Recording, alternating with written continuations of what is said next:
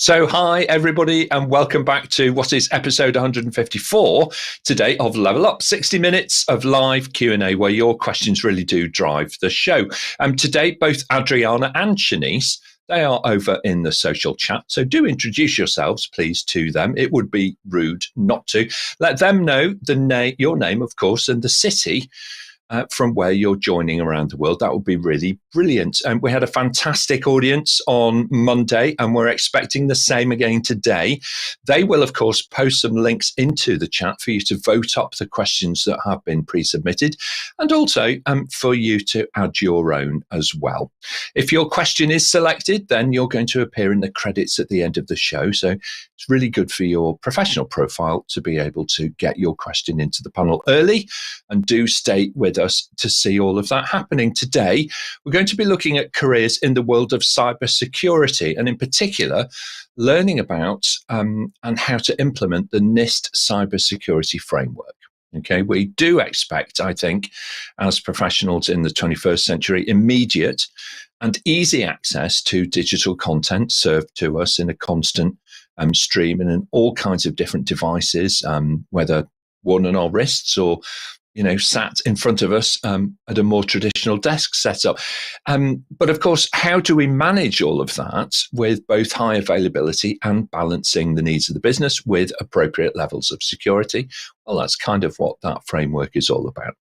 Today, to make sense of all of this, we have a team of experts lined up to help us figure it all out.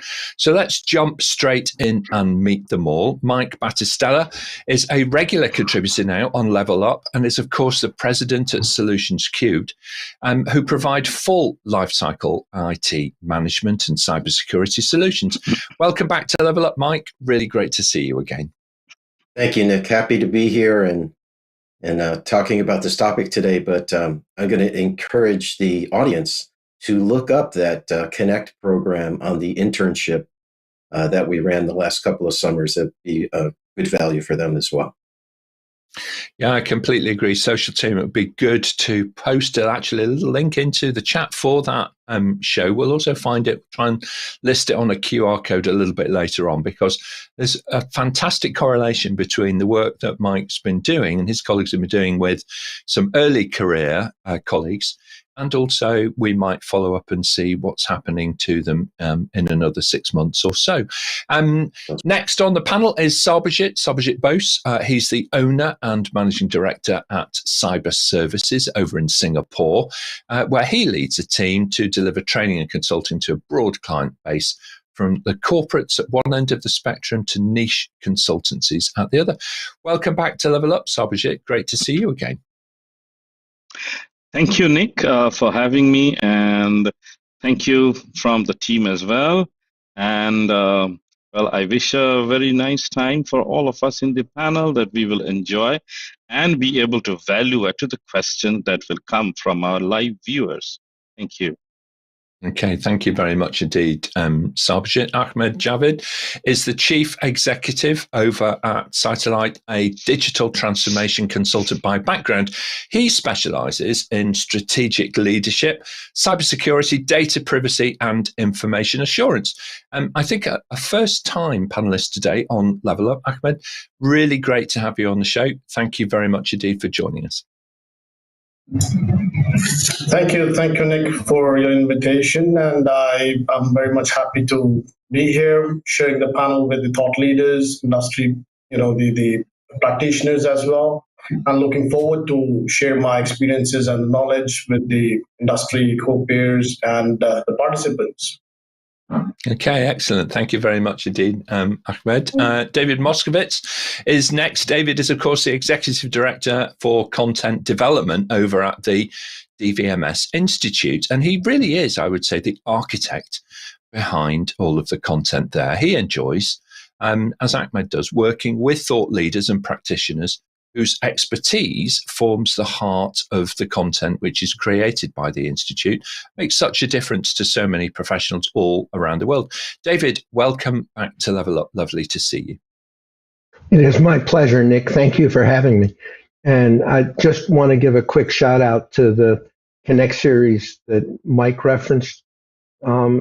I've now watched that a couple of times because the two young ladies that are on it are really amazing, and it's worth the audience's time to review it in terms of their approach to basically some of the same stuff that we're going to be talking about today. And I'm looking forward to collaborating with the rest of the panel to answer the audience's questions. Absolutely. Thank you so much. Indeed. Thank you, David. Mart Rovers, a familiar face, I think, to everybody who's watching this afternoon, is the president, of course, over at INTERPROM, who both in Europe and in the USA provide leadership and coaching to their clients, from the C-suite all of the way down to the individual contributor. With a background in service management, Mart's career has focused on building communities, effective teams, and of course, better outcomes for his clients. Welcome back to Level Up, Mart. Thank you, Nick. Thank you, APMG, for having me. I look forward to this episode. And as you know, I may always insert a quote. I found one I thought was kind of interesting to get us going today. Robert Mueller once said, there's two types of companies. He said, those that have been hacked and those that will be. He's very man of our time, isn't he, really? It's not a matter of if, it's a question of kind of when, really. So there we are. And all the generative AI models that you'd like to tap into will most likely agree with that. Although they might say it depends at the beginning of their answers, depending on which one you choose. Completing our on-camera team today wouldn't be possible to work without a question master. So we have Charlotte, who is joining us today, I think, from the Thames Valley here in the UK. Charlotte, is it typical British weather? Is it still a little bit cool and damp, or is it summertime? So I'm pleased to say, Nick, that the sun is shining and I slept with the windows open and the heating off last night. So I think we're on the turn. Wow. Our 3 days of summer have genuinely arrived, people. So there you are. The whole British nation will be celebrating over this next period. So very, very good indeed. Well, look, on that note then, I can see we've got a lot of questions to get through actually today. So let's jump straight into them and we will have our first question, please. Thanks, Nick. We have actually got a lot of questions today. The first question is from Michael Morris. Michael asks, what is a NIST Cyber Security Professional? Other than NIST in the name, how is it different than any other cybersecurity professional? All right. Okay. Well, it's a really good question, Michael. David, why don't you start us off on this one? I'll be happy to, Nick. And I'll answer part of it to leave room for some of the other panelists whose hands I saw up. First of all, a NIST cybersecurity professional is somebody who has gone through the fundamentals and practitioner courses that are offered by the DVMS Institute and available worldwide. What makes it different from others is that it's not really a technical certification. It's more about making sure that the cybersecurity professional understands that the issue is business risk, not technical risk. Well, that makes quite a lot of sense to me, because often people go on courses and things and they're still left wondering, well, yeah, but how do you do that? So it's a really important, angle to be able to get right within the content. And I know that you're a master at being able to do that and make sure that that's done really well. Ahmad, your thoughts, please, and then we'll hear from Sarbojit. Yeah, I would like to take the audience to the very much fundamental concept, first of all, to understand what does cybersecurity professional mean. That's exactly a role in the industry which helps corporate technological infrastructures protect from hacking or cyber attacks. In particularly, all those practices which professionals implement and follow to protect the technological infrastructure of the organizations from being hacked or unauthorized, being accessed by the unauthorized people or personnel, or used in any malicious way. Being that said, NIST which is National Institute of Science and Technology, have developed a cybersecurity framework. So which is comprising of like guidelines, the globally accepted good practices, and so on. So any cybersecurity professional who is being certified on the NIST frameworks and try to follow that as a standard can be referred as a NIST cybersecurity professional. And since it's globally accepted practice, so you will find NIST security professionals or certified on the framework all around the world, including US, UK, Europe, and Middle East as well. Okay, thank you very much. Thank you, Ahmad. And it's quite useful to be able to, kind of baseline, if you like, what these different terms actually are. So thank you very much for that. Sarbojit, and then we'll hear from Mike. Right. Thank you so much. Well, after David and Ahmad has spoken, I have very little to say. But what I would say that the NIST CSF, as we call it, Cybersecurity Framework from National Institute of Standards and Technology, it has 5 core components and 3 other parts like the core, the tiers, and the profile. So that helps organization to take a very practical approach of how to implement it, because it's just not a theoretical thing that you don't know what to do after you come out of the course. But this course that has been developed by David and his team, it's a wonderful thing, and how to get it, and that will help people to know how to become a cybersecurity professional. I mean, across the globe, there are many others. Even Europe has the ENISA, they have their standard. I think ECSF, UK has their standard from the CSC, if I'm not wrong. In Singapore, we also have our own skills framework for ICT, and many other countries across the globe. But so if you need to be a cybersecurity professional and need to know the exact area that you should build your competency, follow the NICE framework that helps you to be very nice in your job. Okay, all right. The master of the pun, either intended or unintended, actually, Sarbojit is with us today. So thank you for bringing a smile to me.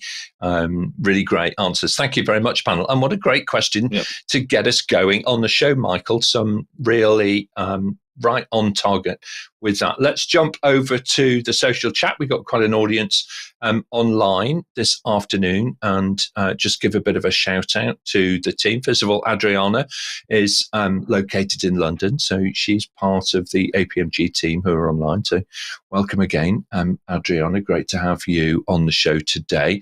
And Shanice is at the western edge of the country. She's in Welsh Wales. So there we are, in the south of Wales, to be precise. So a very beautiful part of the world that happens to be.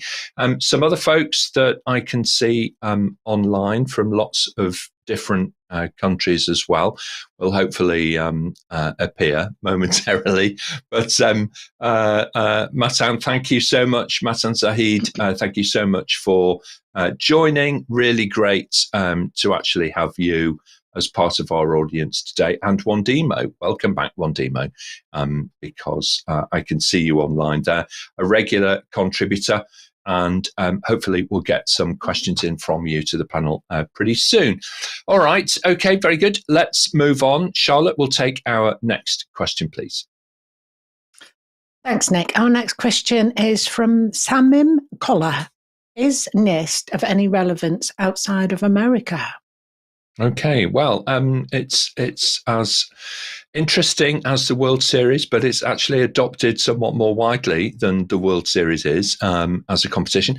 Sarbojit, you're in Singapore. How relevant is it to your part of the world? Well, the NIST, the Cyber Security Framework, if we are talking about that. Now, cyber security, the threats and the risks are same across the globe. It doesn't change in US, in Asia, in Australia or in Europe. The threats are same.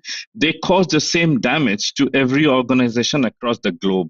So the type of professionals we need to implement the controls and to work with them to reduce the risk and to ensure that the organization can achieve its ultimate goals and objective is same. So NIST may have some specific words or thing which may help things to be implemented easily in the US and the organization there, but it is also very relevant across the globe. And if you compare, you will see any standard, the baseline is same. Okay, thank you very much indeed, Ahmad. And then David? Yeah, my take on this thing is very much relevant, outside America as well, equally, because the way it has been drafted is I think one of the piece of the art.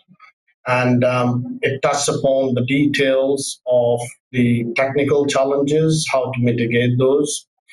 When just an example, as Sarbojit rightly said, is that the cyber threats are equally applicable throughout the globe. When the corporate infrastructures are subject to be hacked through the militia, the malware spread, or DDoS attacks, or SQL injection, and what so on. However, cybersecurity teams included, which is led by generally the CISOs, required a globally accepted guidelines to develop the practices and execute those procedures internally to effectively mitigate those risks which come across due to the technological weaknesses, vulnerabilities, as well as the human error. So that incorporates from the top governance layer, and then we come to the processes and technology and data layer, such as I'll give you a typical example that generally ISO IEC 27001 standard is being followed to develop the information security management system. But it's so high level that you just develop the policies out of it.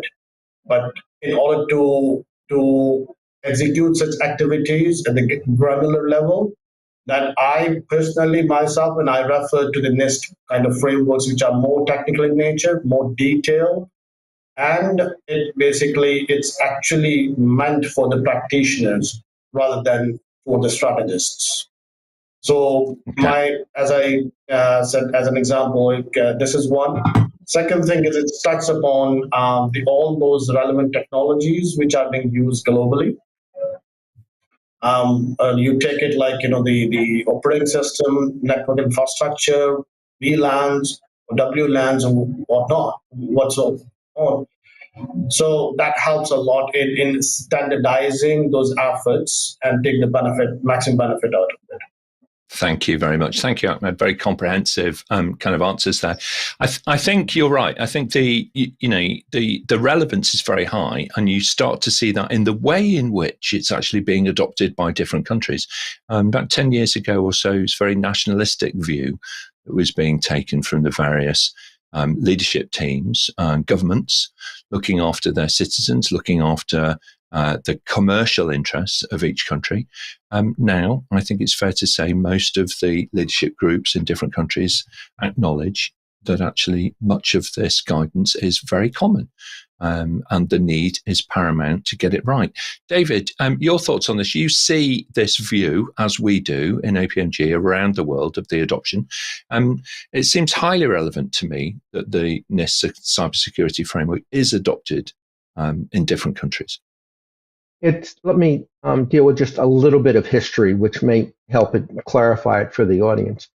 The first version of the framework came out in 2014, and its goal was to protect U.S. critical infrastructure, which are basically all of the things that move goods and services, whether it's financial, transportation, pipelines, water, etc.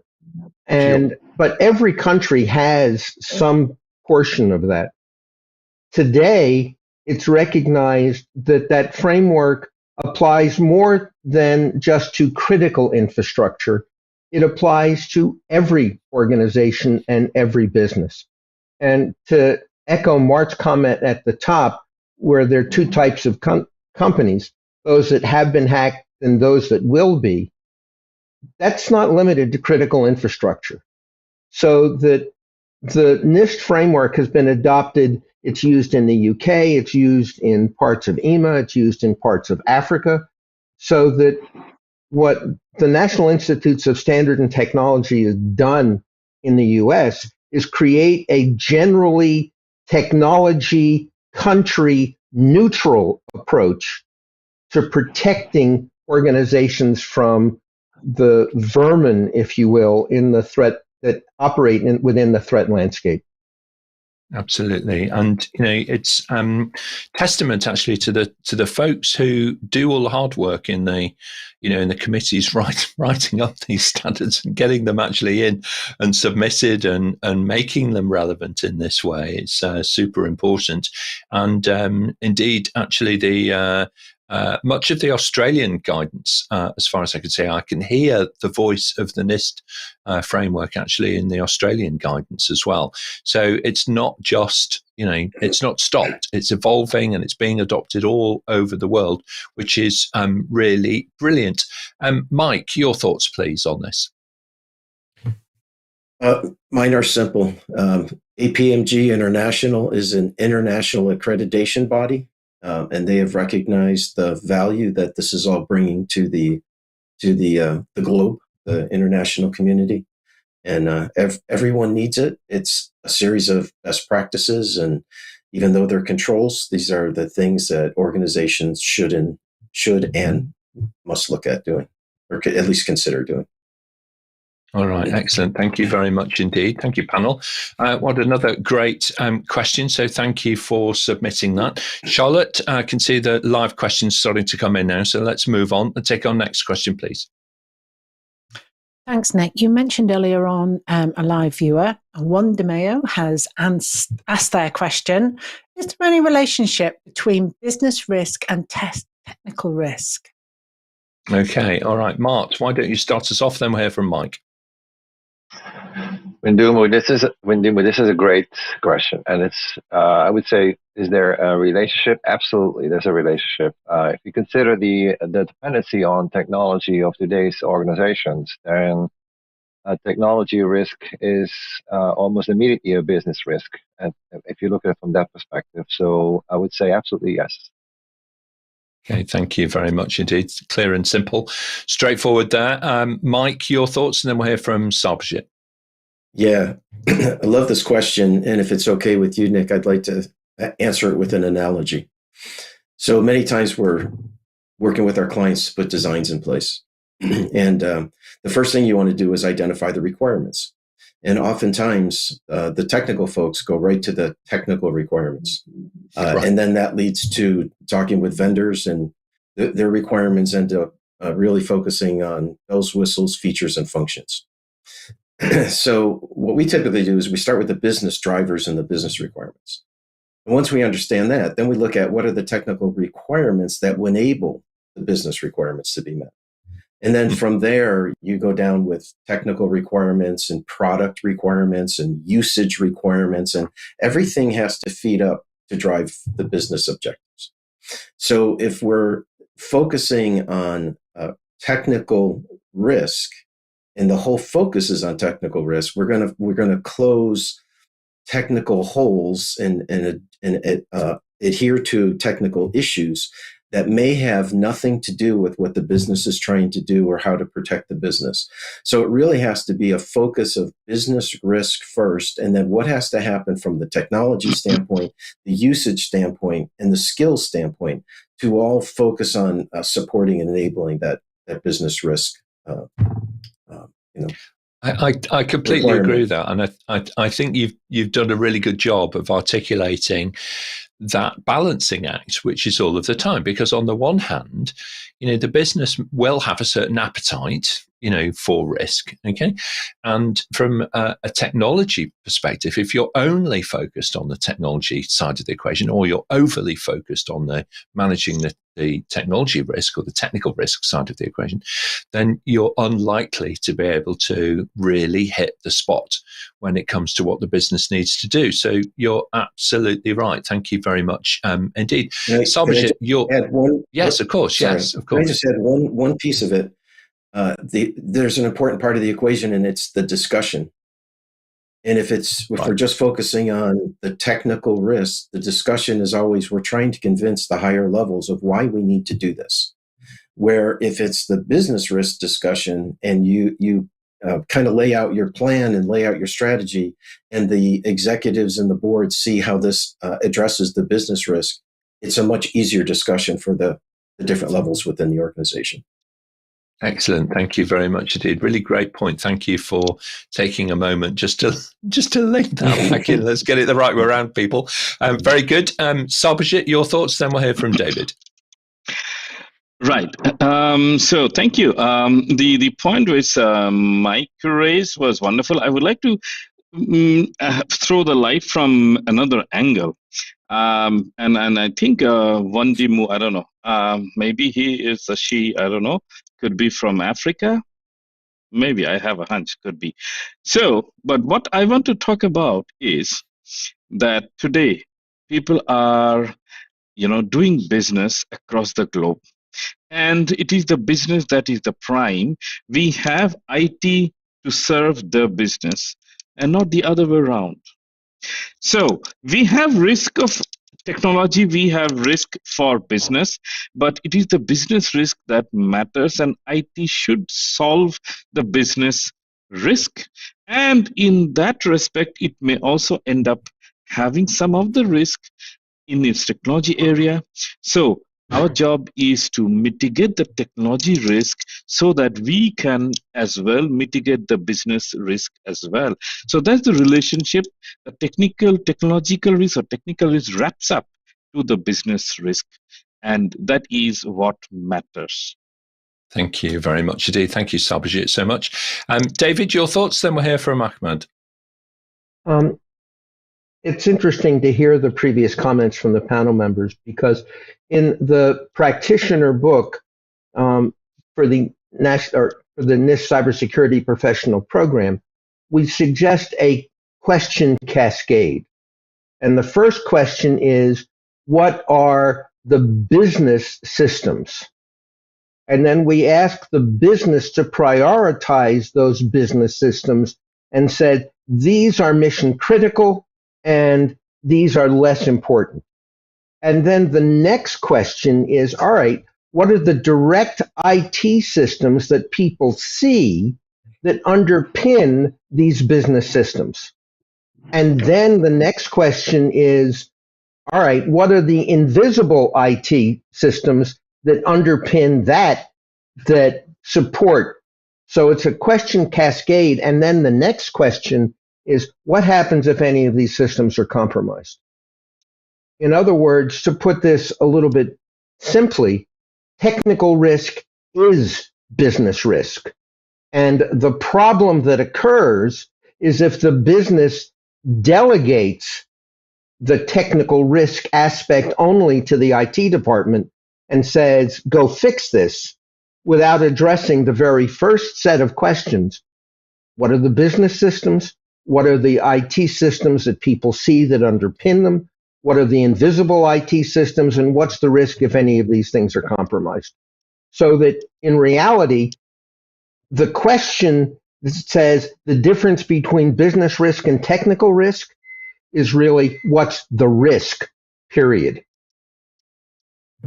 Okay, thank you very much indeed. That's really helpful, and it's good, in these, in the guidance, in the framework, in the teaching and the learning, to be able to structure your thinking. All right, because how you begin to Mike's point earlier, that conversation, that discussion, that iterative, facilitated conversation with business and IT professionals.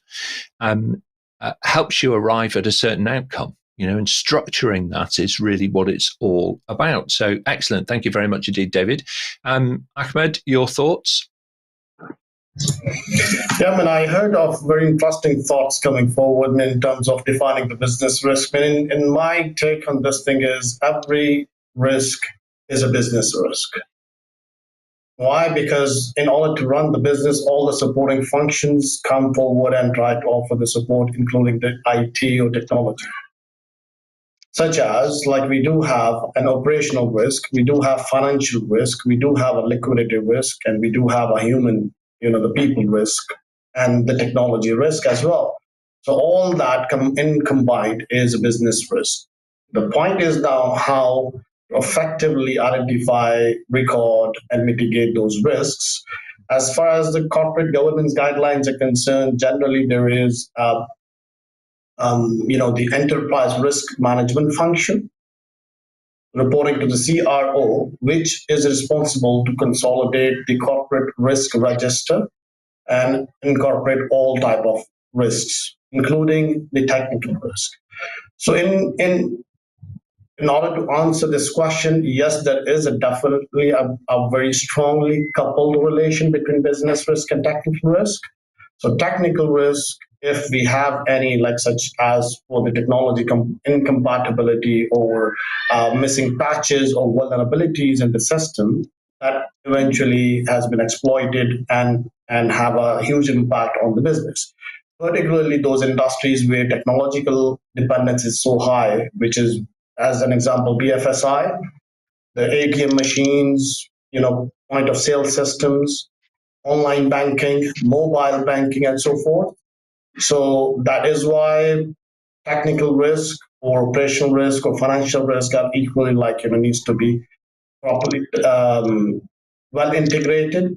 So the CRO at that level of the board needs to collectively look into the risk exposure and come up with the integrated strategy to mitigate.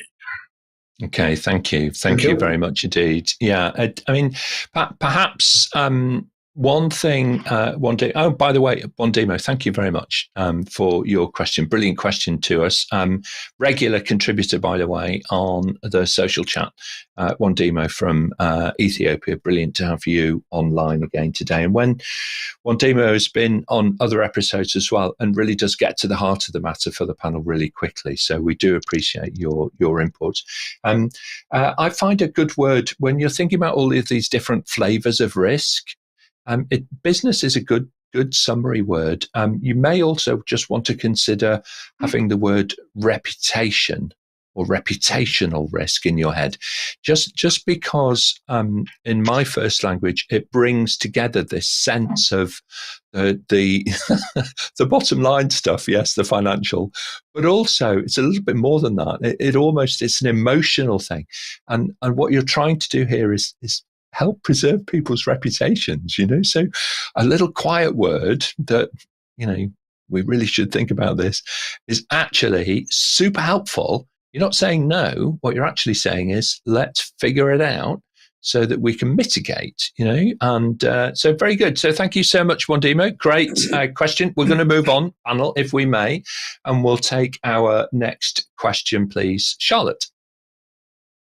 Thanks, Nick. We've got a question from Rosie. Rosie asks, what are the essential soft skills I would need to have to become a NIST cybersecurity professional? All right, jolly good. Let's mix it up a little. Mike, why don't you start us off on this one? Soft skills, and then we'll hear from Mart. I think, first and foremost, having the knowledge that underpins all of this is important, although that's not necessarily a soft skill. But good communication skills, good writing skills, patience, patience in leadership, patience in chaos.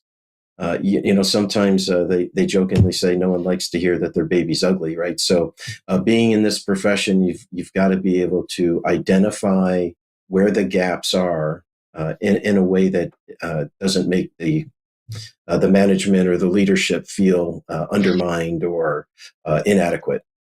So having good, very good delegation skills, and cross organizational communication skills is very, very important. Bringing people together, helping them see the big picture, helping them see the importance of it, and just being very organized. Okay, excellent. Thank you very much. What a great answer. Thank you. Kind of summed up the what we all aspire to be as consultants. It's quite hard to deliver that every day, but it's a great thing to actually have. It's absolutely right. Mart, your thoughts, please, and then we'll hear from Ahmad. To add to Mike's list, it's actually a laundry list if you think about it. But anyway, there's a few more that I can think of. One is to be able to think outside in from a customer experience point of view. That is a great ability to have. And the other one I would like to add is being good at persuading, influencing others, maybe through some charisma, because cybersecurity may not always be the easy one to say yes to it, and we need this because sometimes there's some resistance, some annoyance that comes with that. As in, I have to type in 2 things to get access to something. I mean, there's some persuasion and influence needed to get cybersecurity across. Okay, I totally agree with that. I'm going to bring in David in a moment because he's right at the heart of architecting the educational piece. What were your thoughts, David, when you were thinking about the softer skills that were involved more in the how you do things rather than just simply what you should be doing? And Nick, just listening to what everybody else said, the one thing that we were thinking about when we were dealing with it was not just the things that the other panelists have mentioned, but also it's essential to listen, because one of the challenges is this apparent dichotomy between business on one side and IT on the other, which leads to this us-them mentality, because the two sides are talking at each other, not listening to each other.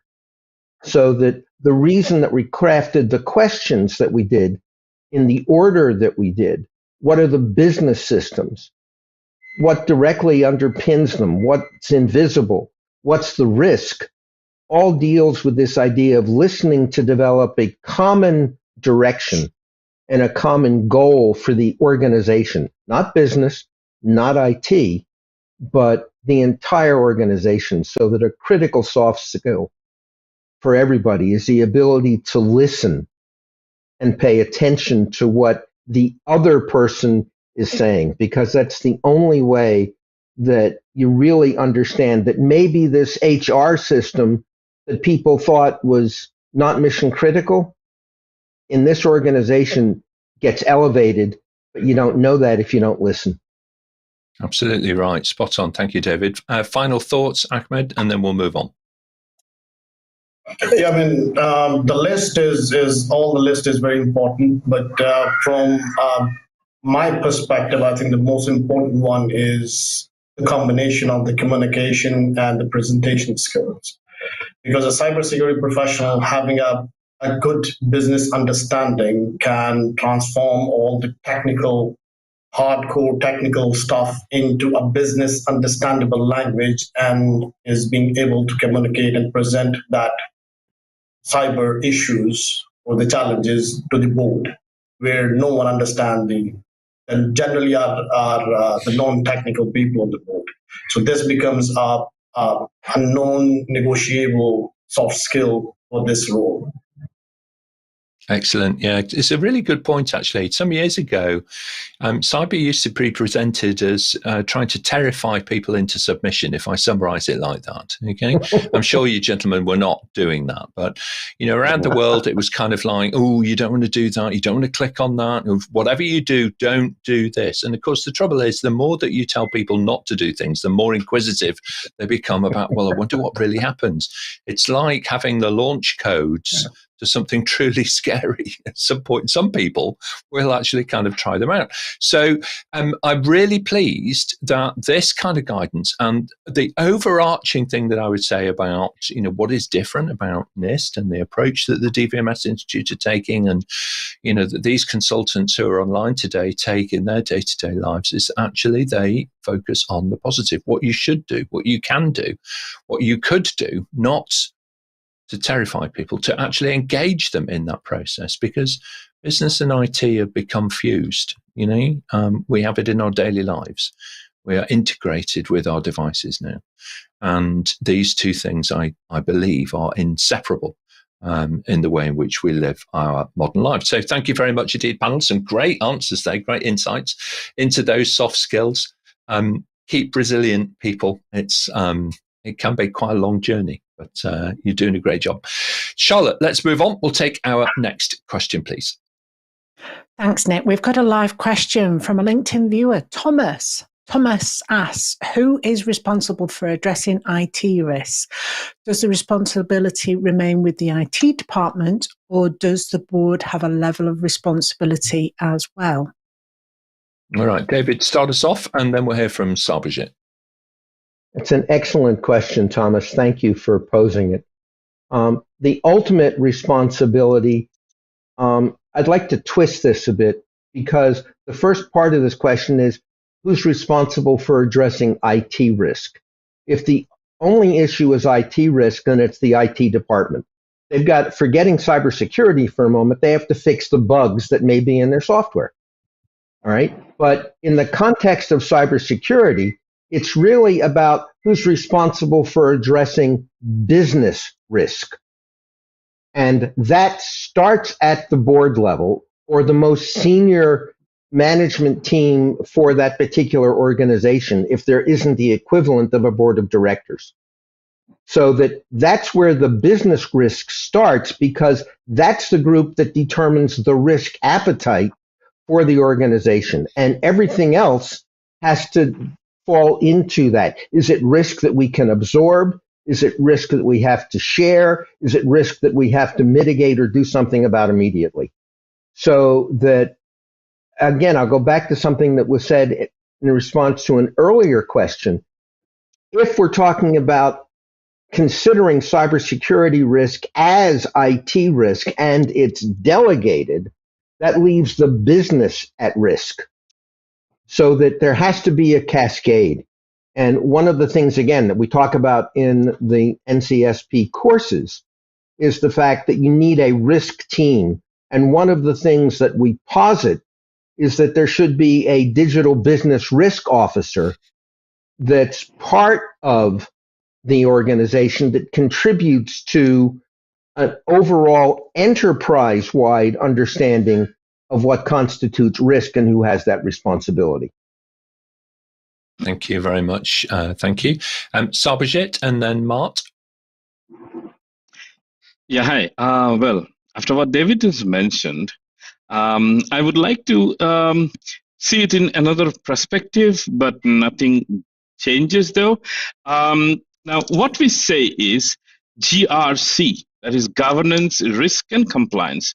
So the governance function area of any organization job is to see that the organization is doing what it should be doing and doing it correctly. So the management who is working day in and day out to run the organization from its, from height to height, and to attain the objective, to fulfill the requirements of the stakeholders, like the shareholders, the customers, and everyone else there.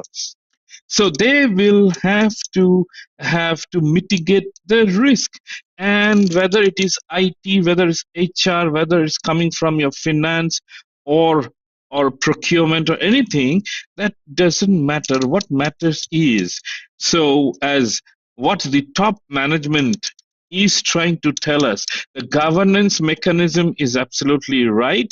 It oversees on the risk and gives us the right direction.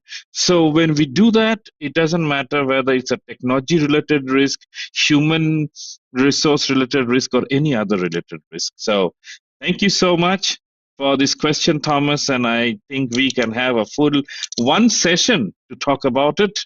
But I think in a nutshell, others may also want to mention some part of it. Okay, thank you very much indeed, Sarbojit. You're right. Mart, your thoughts, please, and then final thoughts from Ahmad. Just quickly, that a lot has already been said about this. The one thing I'd like to add is that risks should be owned eventually by somebody in an organization, whether it's IT risk, business risk, you name it. However, when you talk about risk as in who's responsible to deal with it, I'd say there's no escaping. It's pretty much everybody plays a role in this. So it's not something that you just give to somebody else and then you don't have to worry about it. Yeah, absolutely right. Ahmed, final thoughts? Yeah, I would echo the same message from which Mart just said.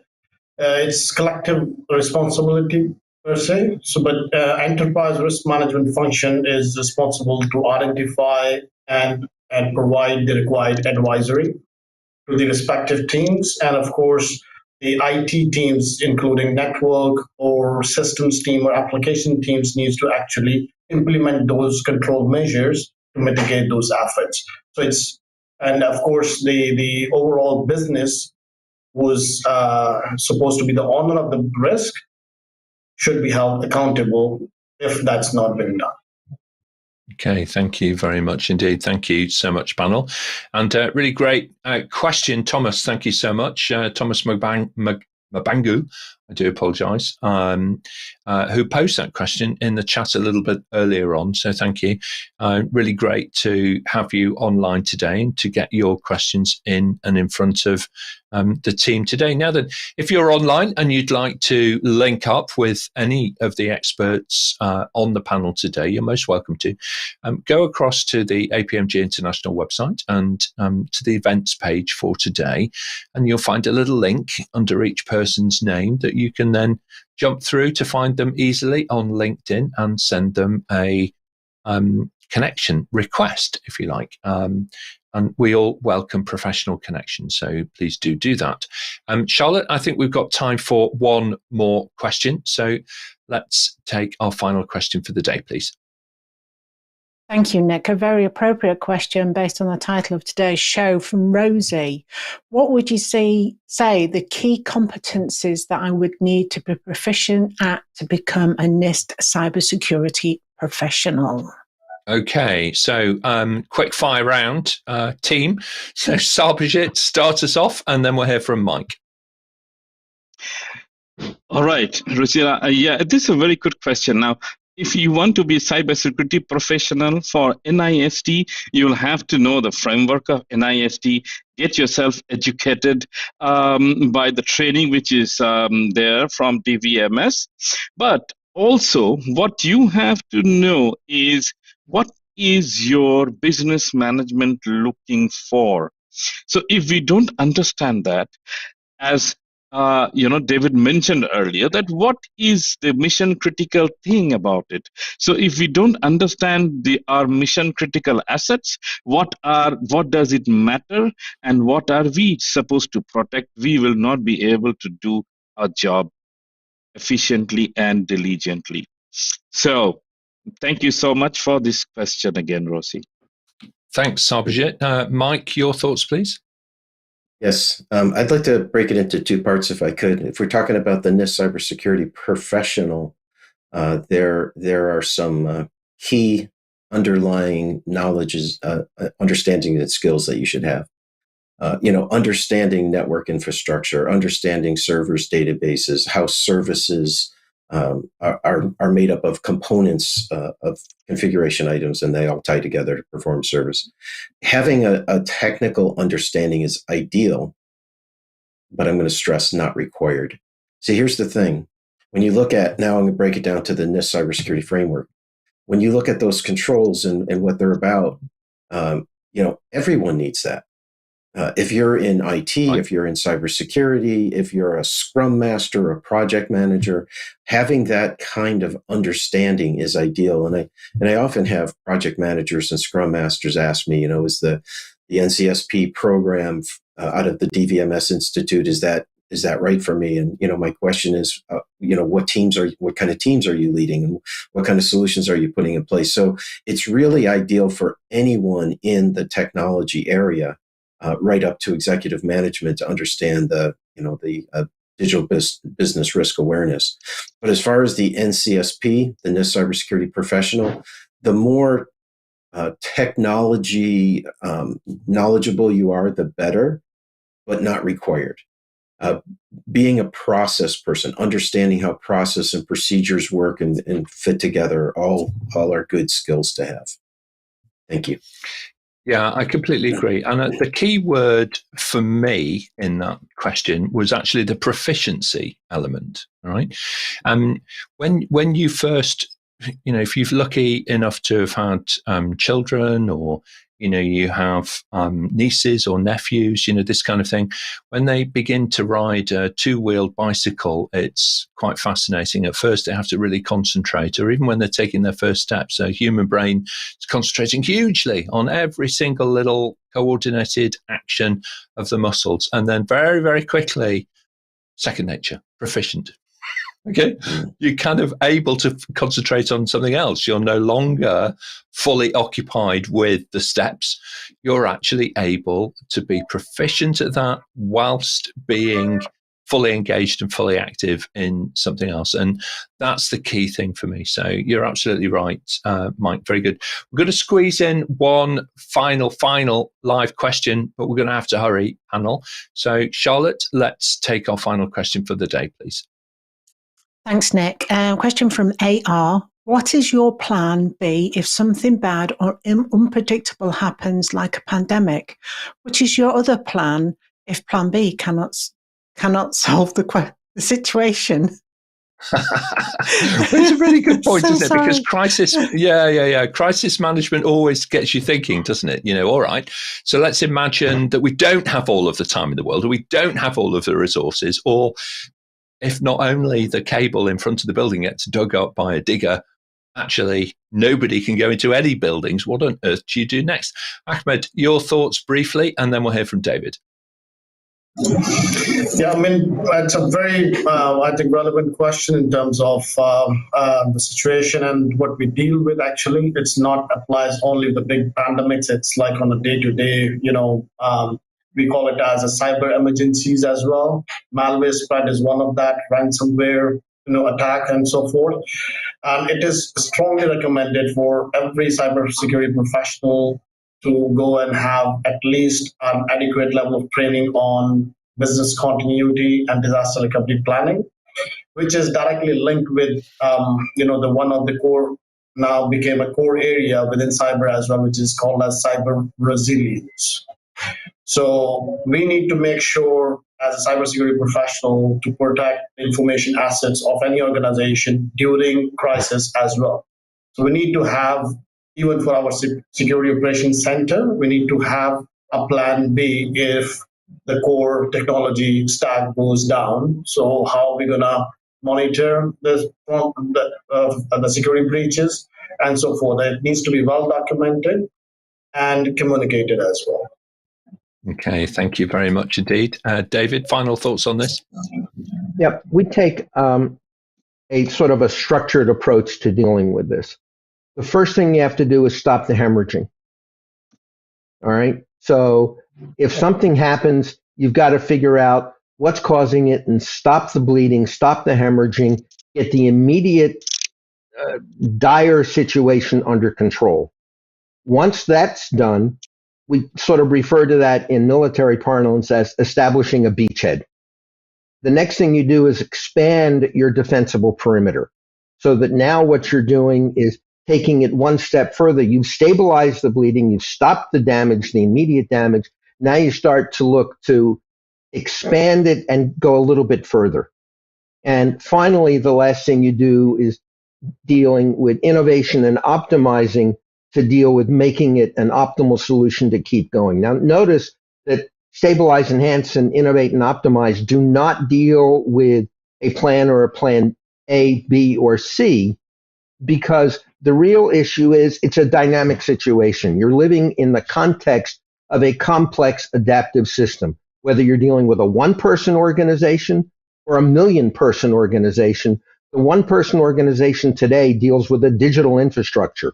So they've got partners and suppliers. The million-person organization is still dealing with that same digital infrastructure. It's just bigger. But the bottom line is that you have to understand, and rather than panic, take a structured approach so that, as both Sarbojit and others have pointed out earlier, you can't predict what's going to happen.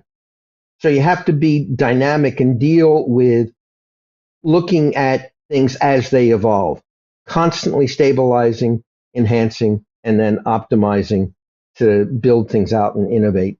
So that, and in fact, one of the challenges with having a plan B is exactly addressed by the question: what happens if you need a plan C and you didn't build it? Indeed. But if, on the other hand, what you're looking at is stabilizing, enhancing, and optimizing, then you don't care about a plan A or plan B. You deal with the immediate, get a little better, and continue to improve. Thank you very much indeed. Thank you so much. And what a great question, because it's a very real situation that we all face. The one thing that I would add is don't be a stranger to your C-suite. Think about that for a moment. If you're in the business of being early to mid-career in your organization, if you're leading a small team, if you are the expert that others will look to, then the first time that you're having meaningful conversations ought not to be in a crisis. You want to be able to build that trust and rapport early on so that you can take that phone call and say, actually, the data is encrypted, but it's only encrypted at rest. It's not actually encrypted in transit, or whatever it is that your C-suite non-expert person needs to know. You need to be able to get that information to them confidently and promptly. So don't be a stranger. Build those relationships. Very good. Final thoughts then on today's episode. Let's go to our closing remarks. If we can, we're going to step around the panel. An interesting journey today, David. I'm sure you'll agree. Your closing remarks, and then we'll hear from Mart. First of all, I want to thank the people in the live audience who submitted the questions. Excellent questions, and it gave us an opportunity to address multiple areas. The key thing to getting back to the overall topic of becoming a NIST Cyber Security Professional, there aren't really any prerequisites. We designed the material to be relevant for technical people and business people because it's really one organization. The IT department, the business department, they all have to do the same thing. All right. And if we're talking about a commercial enterprise, it's create and retain customers. Everybody has that responsibility. So thank you very much. Everybody has responsibility for digital business risk. Excellent. Thank you so much indeed, David. Mart and then Sarbojit. Thanks, everybody, for watching and all the great questions. I'd like to finish with another quote, and that's from Benjamin Franklin, who once said, "An ounce of prevention is worth a pound of cure." Fantastic. And those of you in the metric system, well, you can do the maths. Okay, very good. Sarbojit and then Mike, please. Yeah. Right. Thanks so much, all our audience, because it's you who keep the things alive and going, and everyone in the audience. The last part from the cybersecurity perspective, anything that can go wrong will go wrong, but we have to do two things: to do the things right and do the right things. Thank you very much indeed. Mike, your closing remarks, and then Ahmad. Yes, I'd like to thank the audience as well. Some good questions today, and I'd like to thank the panel too. I always enjoy doing this, and always walk away with a few nuggets that I've learned as well. So I greatly appreciate that. And lastly, I'm just glad that David was the one that answered that last question. It was a great wrap up. Thank you, David. Yeah, absolutely. Spot on, really, wasn't he? So fantastic. I agree with you, Mike. We all learn every week. It's absolutely fabulous. Ahmad, your closing remarks for today, and then Charlotte. Yeah, so thank you everyone for giving me a chance to share my knowledge and experience. The only one message we want to give is that cybersecurity is not a profession anymore. It's a lifestyle. Everyone deals with sensitive or personal information, which they need to be aware that how to protect, secure, and be informed. And I wish everyone to be having at least a minimum level of knowledge about it, how to protect themselves from the cyber attacks today. Thank you very much, Absolutely. Nick, once again. Absolutely, what a great quote, and I've made a note of that. That it's a lifestyle thing now. Okay, so really good quote. Thank you very much indeed, Ahmad. Charlotte, your reflections on today's event. Thanks, Nick. Thank you to our panel. Thank you to our live viewers. And I must say that Level Up live video events are lifelong learning and very much a lifestyle for us at APMG. That's also true. That is also true as well. It's like an extended family, really, isn't it? You're absolutely right. Well, thank you on behalf of our audience panel. Great job. You really did bring the questions to life. Spoke as ever authentically from the heart, and really were able to give some, not just some good guidance, but also I think you've done it in a way that's very accessible to people, made a lot of sense, to me as I was listening. So thank you indeed. Thank you to our producers online. Excellent questions. Great job, everybody from all over the world, from Ahmad, who's in Tunis, through to our colleagues in Ethiopia, in Nigeria, across Europe and beyond into the United States. Fantastic to have you all online today. So look, over on our website, you can search for and get answers to more than 1,500 questions. It's a brilliant resource, so do jump over there and have a look. Well worth it. Just point your phone at the QR code and pick up that little link and bookmark it. It's a super, super safe space to be in, all right, and Level Up. Lots of learning. And of course, you never know, it might just give you the insight that you need in that next meeting to be able to progress your career and also help your colleagues. If you have enjoyed today's session, please do rejoin us Monday at 8 here in the UK time zone as we explore how to facilitate like a pro. It's such a skill to be able to have to turn a boring meeting into something which is highly engaging and also produces defined outcomes at pace. So pick up some hints and tips on Monday at 8. Big Data Days virtual conference, that's running over in Malaysia, I think, Tuesdays and Wednesdays. So if you're in the that particular time zone, then tune in for that. It's actually available virtually as well, so you can join that from anywhere in the world, actually. On Thursday the 25th, we've got a short webinar running, 30 minutes or so, on agile planning techniques. So do consider that. And if that was not enough, then we'll be back on Friday for a local language show exclusively in German on the impact of artificial intelligence in project and service management. And no, I did not use ChatGPT to translate the German title. I just asked the facilitator, Stefan Brendel, who's a native German speaker, to tell me what it was in English. So there you go. Subscribe to the show and we'll send you a personal summary of what's coming up and how you too can join us here on the panel and level up your career with APMG. Thanks very much, everybody. We'll see you next time.